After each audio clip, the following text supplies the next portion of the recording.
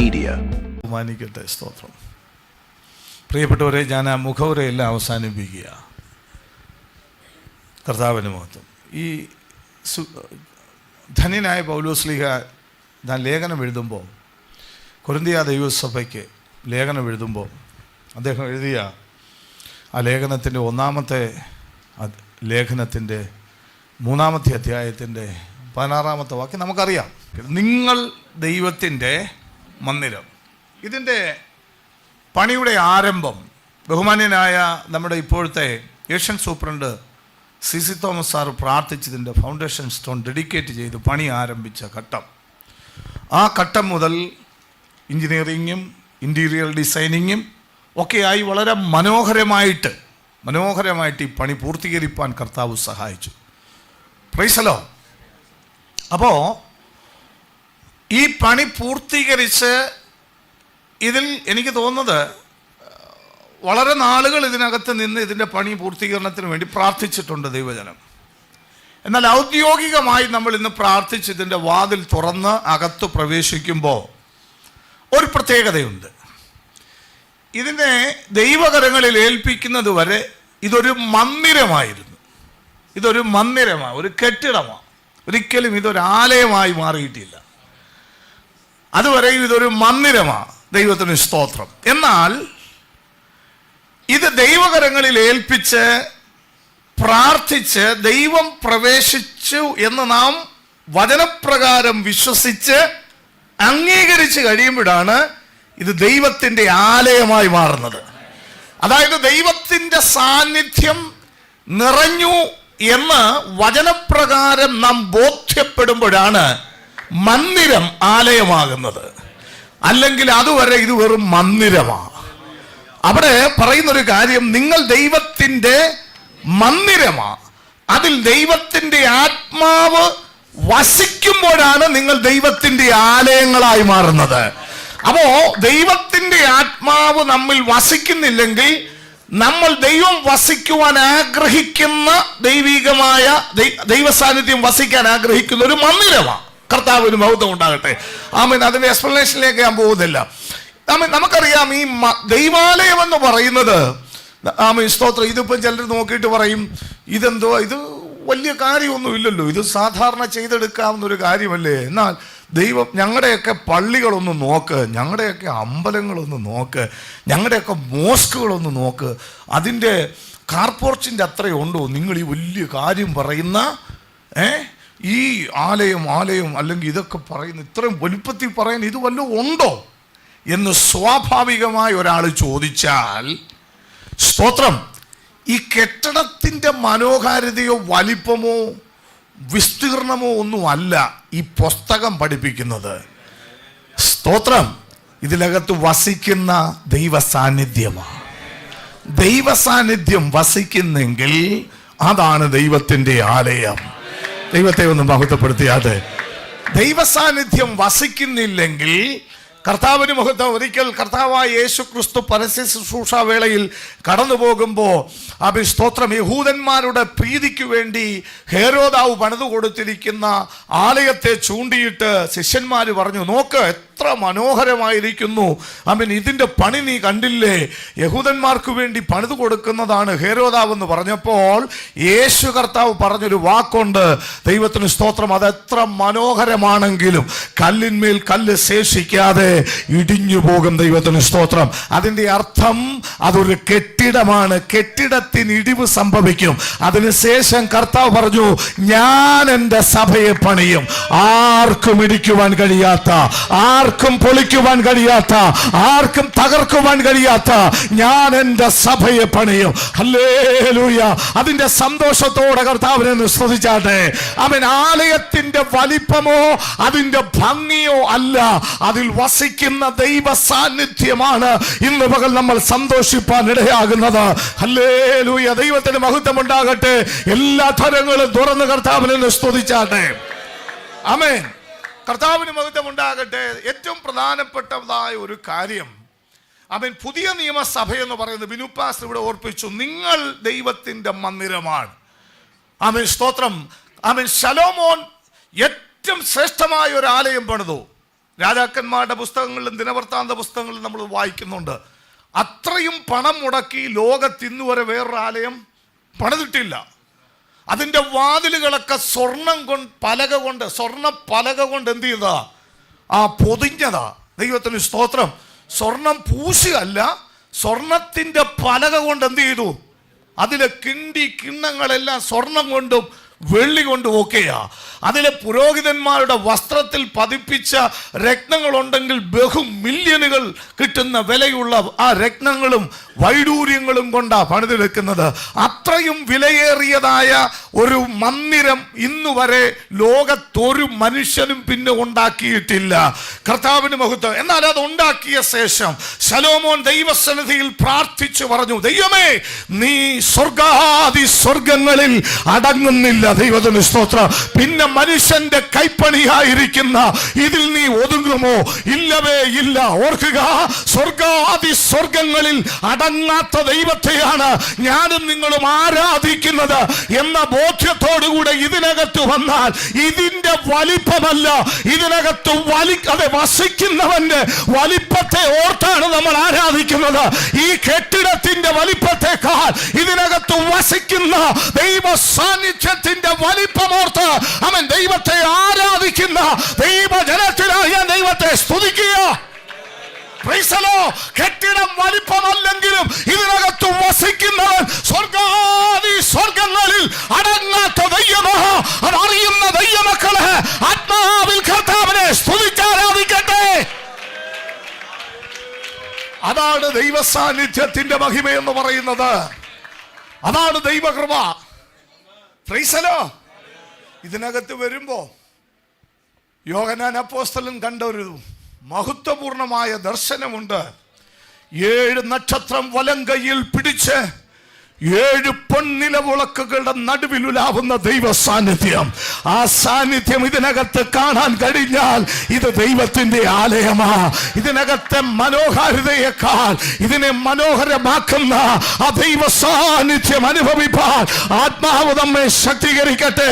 ഇന്ന് പകൽ ആ സാന്നിധ്യം ഇതിനകത്ത് ഉലാവുന്നുണ്ട്. ഓരോ ഹൃദയങ്ങളെയും ഓരോ ജീവിതങ്ങളെയും ദൈവാത്മാവ് ഇന്ന് പകൽ തട്ടി ഉണർത്തുകയോ. ആത്മാ സാന്നിധ്യം ഇന്ന് മകൾ ഈ ആലയത്തിൽ നിറയട്ടെ. മോശ കൂടാരം ഉയർത്തിയ ശേഷം അതിനെ വിശുദ്ധീകരിച്ചപ്പോൾ ദൈവത്തിന്റെ തേജസ് ഉറങ്ങി. മോശയ്ക്ക് പോലും കടക്കുവാൻ കഴിയാതെ ആത്മാവിന്റെ നദിയാൽ ആ ആലയം നിറഞ്ഞെങ്കിൽ ഇന്ന് മകൾ പരിശുദ്ധാത്മാവിന്റെ ആ വലിയ കൃപ ഇതിനകത്ത് വ്യാപരിക്കട്ടെ. കരങ്ങളെ അടിച്ച് ആത്മാവിന്റെ ശക്തിയോടെ ആലയത്തിന്റെ സമർപ്പണ ദിവസം ഒരുമിച്ച് നമുക്ക് ദൈവത്തെ ആരാധിക്കാം.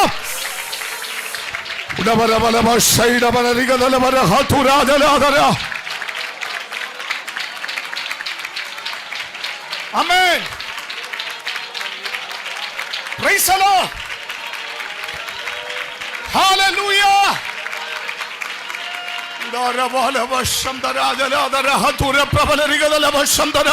പരിശുദ്ധാത്മാവിന്റെ നിറവ് ഇതിനകത്ത് വ്യാപരിക്കട്ടെ. ദൈവശക്തിയുടെ വ്യാപാരം ഇതിനകത്ത് വെളിപ്പെടട്ടെ. ആത്മാവിന്റെ വിടുതൽ ഇതിനകത്ത് വ്യാപരിക്കട്ടെ. ആമേൻ. Hallelujah. Mighty name of Jesus. Hallelujah. Amen. Praise the Lord. Praise the Lord. ഈ വാതിലുകളെ നിങ്ങളുടെ തലകളെ ഉയർത്തുവീൻ, പണ്ടേയുള്ള കഥകളെ ഉയർന്നിരിപ്പീൻ എന്ന് പറഞ്ഞത് സങ്കീർത്തനക്കാരൻ ആത്മാവിൽ ദൈവത്തെ മഹത്വപ്പെടുത്തി പറയുകയാണ്. ഞാനെപ്പോഴും പറയാറുണ്ട്, വലിയ വലിയ പള്ളികളൊക്കെ പൊക്കത്തി പണിയുന്നതെന്ന് പറഞ്ഞാൽ ചിലർ വലിയ പൊക്കമില്ലല്ലോ, അവരുടെ മനസ്സ് വലിയ പൊക്കമാണ്. അവർ വലിയ മനസ്സുകൊണ്ട് പൊക്കമുള്ളവരാണ്. അവരതിനകത്ത് വരുമ്പോൾ അവർക്ക് തോന്നുന്നത് ഞങ്ങൾ ഇതിനകത്ത് ചെറുതാണ്. അതുകൊണ്ടാണ് ഈ പൊക്കമുള്ള പള്ളി പണിയുന്നത്. ചില പൊങ്ങിയ മനസ്സുമായിട്ട് വരും, ഞാൻ ആരാണ്ടാന്നും പറഞ്ഞ്. അപ്പോൾ അവർ ഇതിനകത്ത് കയറുമ്പോൾ അവർക്ക് മനസ്സിലാവണം ഞാനൊന്നും ഇതാ വലുതെന്ന്. ക്രൈസ്തലോ, ഞാൻ ആ ഭാഗം പറഞ്ഞ് അങ്ങനെ വിടുക. നമ്മളിതിനകത്ത് വലിയവനല്ല, നമ്മളിതിനകത്ത് ആരുമില്ല. കൊരിന്തെന്ന് പറയുന്ന ദേശത്ത് ചെന്ന് സുവിശേഷം അറിയാത്ത രാജ്യത്ത് ആ പട്ടണത്തിൽ ചെന്ന് മൃഗയുദ്ധം നടത്തി ഒരു സഭ സ്ഥാപിച്ചു. 9 കൃപാവരങ്ങളും കുറവില്ലാതെ വെളിപ്പെടുന്ന ഒരു ദൈവസഭ. ആ സഭയിൽ അനുഗ്രഹിക്കപ്പെട്ട ദൈവമക്കളോട് പറയുക, നട്ടവനും നടുന്നവനും ഏതുമില്ല, വളരുമാറാക്കിയ ദൈവമത്രേ. ആമേൻ. ദൈവത്തിൻ്റെ പൈതലേ, ഇതിനകത്തേക്ക് വന്ന് മുഴങ്കാൽ മടക്കുമ്പോ നമ്മുടെ ഹൃദയം ദൈവത്തെ ആരാധിക്കേണ്ടത്. നട്ടവനും ഏതുമില്ല, നടുന്നവനും ഏതുമില്ല, വളരുമാറാക്കിയ ദൈവമാണ് വലിയവൻ. കർത്താവിന് മഹത്വം കൊടുക്കട്ടെ, ദൈവത്തിന് മഹത്വം കൊടുക്കട്ടെ. ദൈവമാണ് വലിയവൻ, സർവശക്തനാണ് വലിയവൻ. Price the Lord. സ്തോത്രം. ദൈവത്തിന് മഹത്വം. ഇവിടെ വരുമ്പം ഞാൻ ഓവർസർ എന്ന നിലയിൽ ആദ്യമായിട്ടാണ് വരുന്നത്. സാധാരണ ഉപദേശിയായിട്ട് ഒരുപാട് തവണ ഇവിടെ വന്നിട്ടുണ്ട്. അന്നൊന്നും ലഭിക്കാത്ത ഒരു സ്വീകരണവും സന്തോഷമൊക്കെ ഇന്ന് ലഭിച്ചപ്പോൾ എൻ്റെ മനസ്സിനൊരു കുളിർമയുണ്ട്. Price the Lord. അതൊക്കെ ഈ ഗാർമെൻറ്റ്സിലെ ഓർണമെൻറ്റ്സ് മാത്രമാണ്. ഇതൊരു ഗാർമെൻ്റാണ്. ഉടുപ്പിനെ ഭംഗിയാക്കുന്ന ബട്ടൺസ് അതങ്ങ് പൊട്ടിപ്പോവും. That's all. പദവികൾ ഇത്രയേ ഉള്ളൂ. ഇതൊക്കെ പൊട്ടിപ്പോവും. ഇതൊക്കെ ഗാർമെൻറ്റ്സിലെ ഓർണമെൻറ്റ്സാണ്. അപ്പം അത് കേൾക്കുമ്പോൾ ഒരു സുഖമാണ്. പക്ഷേ നമ്മളെ അയച്ച ദൗത്യം ആത്മാക്കളെ നേടുക. നാം ഒരിക്കൽ തമ്പുരാന്റെ മുമ്പിൽ ചെന്ന് നിൽക്കുമ്പോൾ നല്ലവനും വിശ്വസ്തനുമായ ദാസനെ എന്നുള്ള വിളി കേൾക്കുമ്പോൾ മനസ്സിനുണ്ടാകുന്ന ഒരു കുളിർമയുണ്ടല്ലോ, അതിനോളം ഇതൊന്നും വരികയില്ല, അതിനോളം ഇതൊന്നും വരികയില്ല. കർത്താവിന് മഹത്വം ഉണ്ടാകട്ടെ. ആമേൻ. കർത്താവിന്റെ ദാസനെയും കുടുംബത്തെ ആദരിക്കുന്ന ഒരു ദിവസമുണ്ട്. കർത്താവിന് വേണ്ടി അധ്വാനിക്കുന്നവരെ ആദരിക്കുന്ന ഒരു ദിവസമുണ്ട്. പ്രയത്നത്തിന് പ്രതിഫലം തരുന്ന ഒരു ദിവസമുണ്ട്. നന്നായി അധ്വാനിക്കുന്നവരെ ആദരിക്കുന്ന ഒരു ദിവസമുണ്ട്. ചേർത്ത് നിർത്തി ആശ്ലേഷിക്കുന്ന ഒരു ദിവസമുണ്ട്. ആകയാൽ കഷ്ടതകൾ ഒന്നുമില്ല, നിന്ദകൾ ഒന്നുമില്ല, അപമാനങ്ങൾ ഒന്നുമില്ല, പട്ടിണി ഒന്നുമില്ല. അത് സന്തോഷത്തോടെ സഹിക്കുവാൻ തയ്യാറായാൽ ഇതൊരിക്കലും ഉപേക്ഷിക്കാത്തൊരു ദൈവം നമുക്കുണ്ട് കേട്ടോ. ഈ കണ്ണൂർ, കാസർഗോഡ്, വയനാട് മേഖലകളിൽ അധ്വാനിക്കുന്ന ഞങ്ങളുടെ ജോബി പാസ്റ്ററെ പോലുള്ളവർക്ക് വർഷങ്ങളായിട്ട് അവിടെ കിടന്ന് അധ്വാനിക്കുന്നവരാ. ആമേൻ. പുറത്തൊന്നും അറിയുന്നില്ലെങ്കിലും അറിയുന്നൊരു ദൈവമുണ്ട് കേട്ടോ. സ്തോത്രം. അതുകൊണ്ട് കണ്ണൂരിൽ നിന്നൊന്നും ഓടി ഒളിക്കാൻ ആരും ശ്രമിക്കരുത്. ഒരു 10 വർഷവും കൂടെ കണ്ണൂരിൽ നിൽക്കാൻ ശ്രമിക്കേ.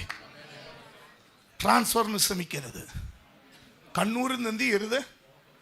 നിങ്ങളെന്തായാലും സ്തോത്രം പറയാതെ. സ്തോത്രം. ഇവിടെ നിന്ന് പ്രവർത്തിക്കണം. 2 കാര്യമാണ്.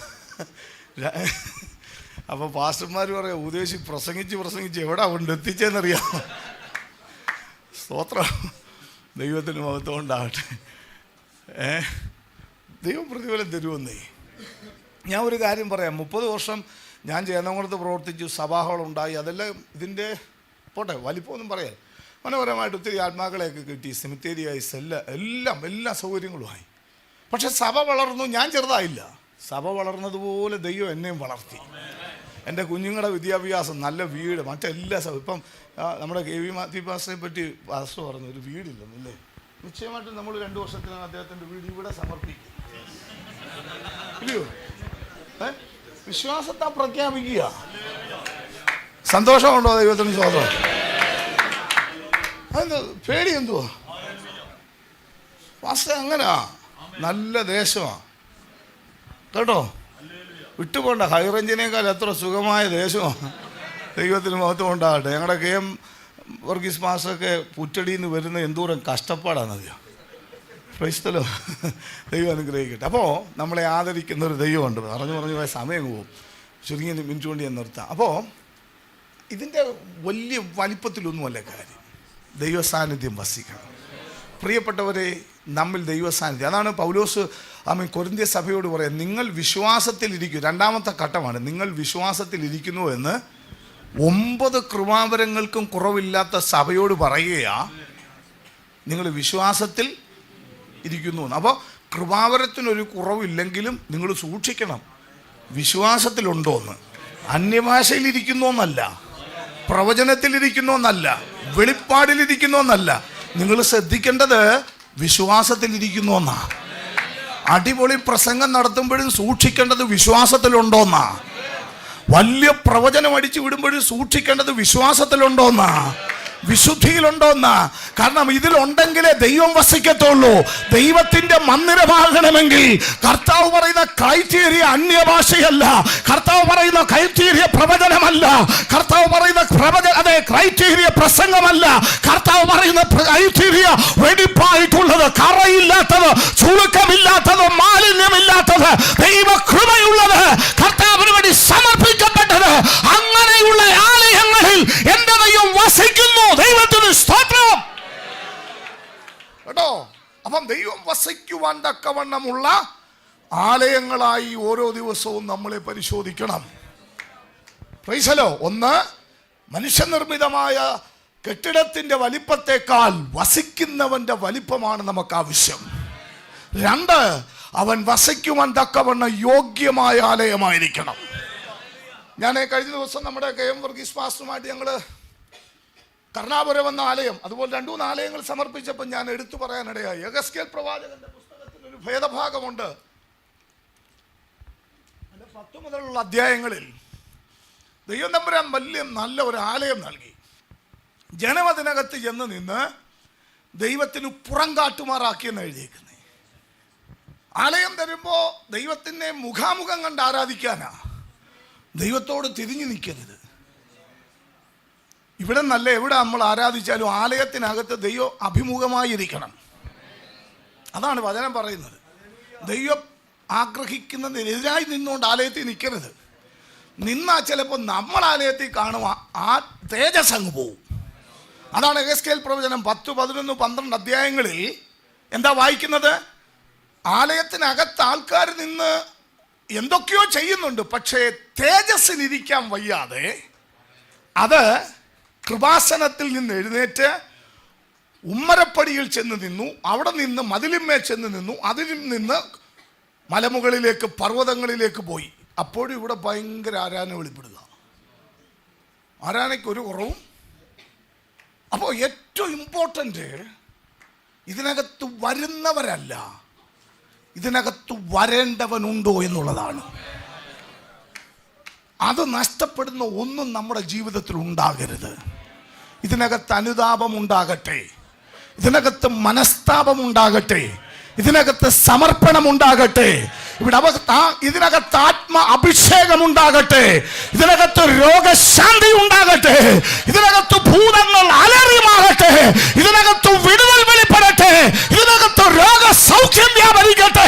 യേശു ക്രിസ്തുവിന്റെ നാമത്തിൽ അങ്ങനെ ദൈവപ്രവൃത്തിയുടെ അഭിഷേകം വെളിപ്പെടുന്ന ഒരാലയമായി ഈ ആലയം മാറട്ടെ. അത് ആഗ്രഹിക്കുന്ന ദൈവമക്കള് ആത്മാവിൽ കർത്താവിനെ സ്തുതിച്ചാരാധിച്ചാട്ടെ. ഇതിൽ കടന്നു വരുന്നവർ യേശു ക്രിസ്തുവിന്റെ തേജസ് അറിയട്ടെ, ഇതിൽ കടന്നു വരുന്നവർ യേശു ക്രിസ്തുവിന്റെ മഹിമ അറിയട്ടെ.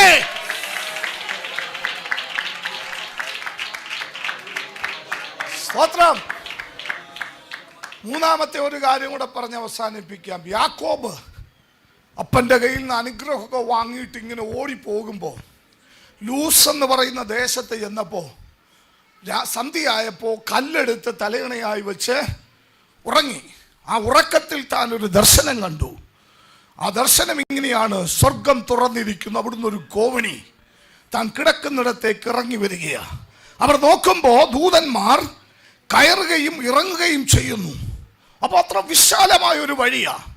കയറുകയും ഇറങ്ങുകയും ചെയ്യുന്ന ആലയത്തിൻ്റെ ആ ദർശനം കണ്ട് യാക്കോബ് ഞെട്ടി ഉണർന്നിട്ട് ആദ്യം പറഞ്ഞ മറുപടി വാക്കിങ്ങനെയാണ്: ഇത് എത്ര ഭയങ്കരം, ഇത് എത്ര ഭയങ്കരം. ആ വാക്യം ഒന്ന് വായിക്കാമോ? ഉൽപ്പത്തി പുസ്തകം വായിച്ച് ഞാൻ അവസാനിപ്പിക്കും, പിന്നെ നമ്മൾ പ്രാർത്ഥിക്കാൻ പോകും കേട്ടോ. അപ്പോൾ യാക്കോബ് ഉറക്കമുണർന്ന്, യഹോവ ഈ സ്ഥലത്തുണ്ട്. ഇതിനകത്തോട്ട് കയറി വരുമ്പോൾ ആദ്യം ചിന്തിക്കേണ്ടത് യഹോവ ഈ സ്ഥലത്തുണ്ട്. ഈ സ്ഥലത്ത് എന്തോ ഉണ്ട്? ദൈവസാന്നിധ്യമുണ്ട്. ദൈവസാന്നിധ്യമുണ്ടെന്നുള്ള ചിന്തയോടുകൂടെ മാത്രമേ, കാരണം നമ്മൾ പ്രാർത്ഥിച്ച് വാതിൽ തുറന്നത് എന്താ പറഞ്ഞേ? മഹത്വത്തിൻ്റെ രാജാവ്. അപ്പോൾ ഇവിടെ എന്തോ ഉണ്ട്, ഇവിടെ ദൈവ സാന്നിധ്യം ഉണ്ട്. ആ ബോധ്യത്തോടു കൂടെ വേണം.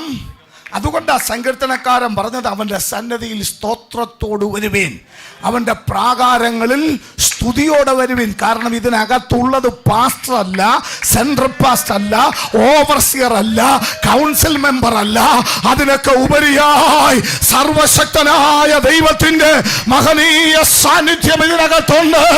ആമേൻ. ആ ബോധ്യത്തോടെ വേണം നാം ആരാധിക്കുന്ന ആലയങ്ങളിലേക്ക് ആമേൻ ഞാനും നിങ്ങളും പ്രവേശിക്കുവാൻ. ഹല്ലേലൂയ. ഇതിനകത്ത് ദൈവ സാന്നിധ്യമുണ്ട്. ഹല്ലേലൂയ. രണ്ടാമത് പറയുകയാ, അത് അറിഞ്ഞുകൊണ്ട് വേണം കയറി വരാൻ. ഇവിടെ വന്നിട്ട് ദൈവമുണ്ടെന്ന് അറിയാതിരിക്കരുത്, ദൈവമുണ്ടെന്ന് അറിഞ്ഞുകൊണ്ട് വേണം കയറി വരാൻ. പല സഭകൾക്കും പറ്റിയ പരാജയം എന്താണെന്നറിയാമോ? ആലയത്തിനകത്ത് ദൈവം ഉണ്ടെന്ന് അറിയാതാ കയറി വരുന്നത്. അതുകൊണ്ടാണ് പല കുഴപ്പങ്ങളും ഉണ്ടാകുന്നത്. അപ്പോൾ കയറി വരുമ്പോൾ എന്തോ ഉണ്ടാവണം? ഇതിനകത്ത് ദൈവ സാന്നിധ്യമുണ്ട്. ഞാൻ പറഞ്ഞ അതങ്ങ് വിടുകയാണ്. അടുത്തത്, അവൻ ഭയപ്പെട്ടു. അപ്പോൾ ഇതിനകത്തോട്ട് കയറി വരുമ്പോൾ എന്തോ ഉണ്ടാകണം? ഒരു ദൈവഭയം ഉണ്ടാകണം. സ്തോത്രം. ദൈവഭയം ഉണ്ടാകണം.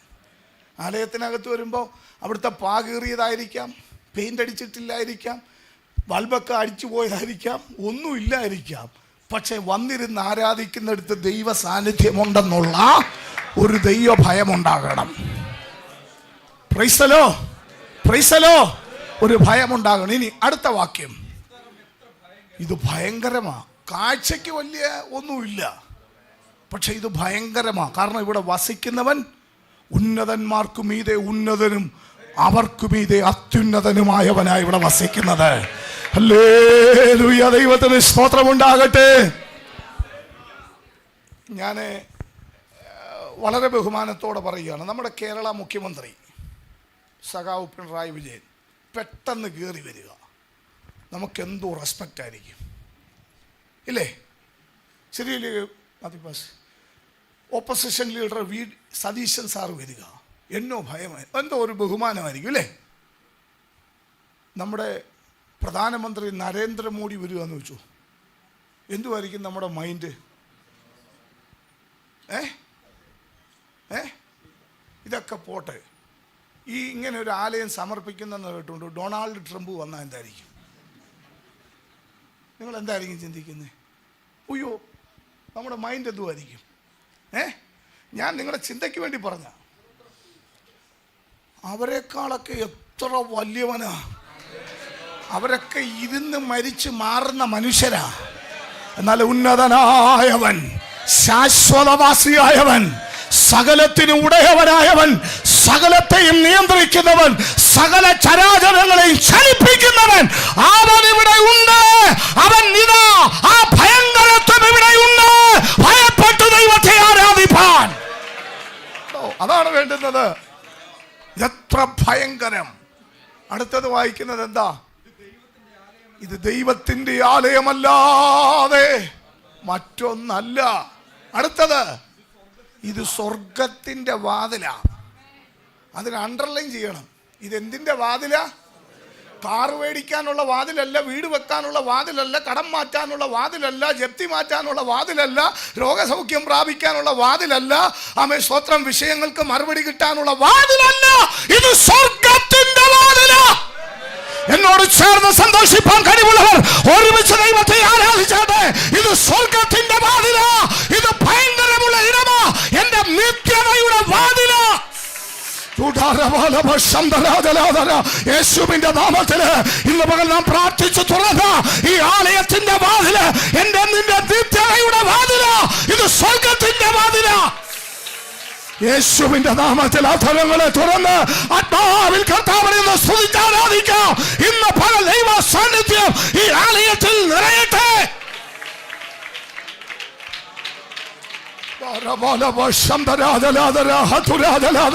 ആത്മാവിന്റെ കൃപ ഇതിനകത്ത് വ്യാപരിക്കട്ടെ. ദൈവ സാന്നിധ്യം വ്യാപരിക്കട്ടെ. എല്ലാ തലങ്ങളും തുറന്ന് ആത്മാവിന്റെ ശക്തിയാൽ ആരാധന വെളിപ്പെടട്ടെ.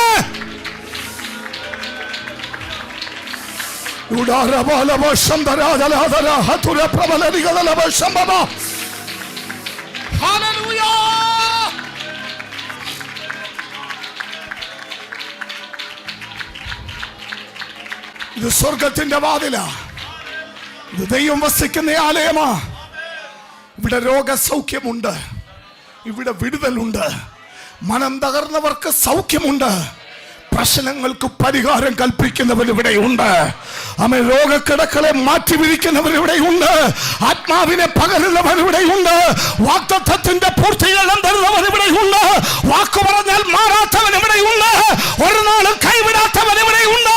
അവിശ്വാസത്തോടെ അധരങ്ങൾ തുറന്ന് കരങ്ങളെ അടിച്ച് ആത്മാവിൽ കർത്താവിനെ സ്തുതിച്ചാരാധിക്കാം.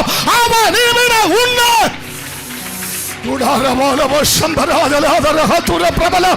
യേശുവിന്റെ രക്തത്താൽ ആ വിടുതലകത്ത് വ്യാപരിക്കട്ടെ. ആത്മാക്കൾ കടന്നു വരട്ടെ. തെക്ക് നിന്നും വടക്ക് നിന്നും പടിഞ്ഞാറ് നിന്നും കിഴക്ക് നിന്നും ചൂളകുത്തി വിളിക്കുന്നത് പോലെ ദൈവം ജനത്തെ കൂട്ടിക്കൊണ്ടുവരട്ടെ.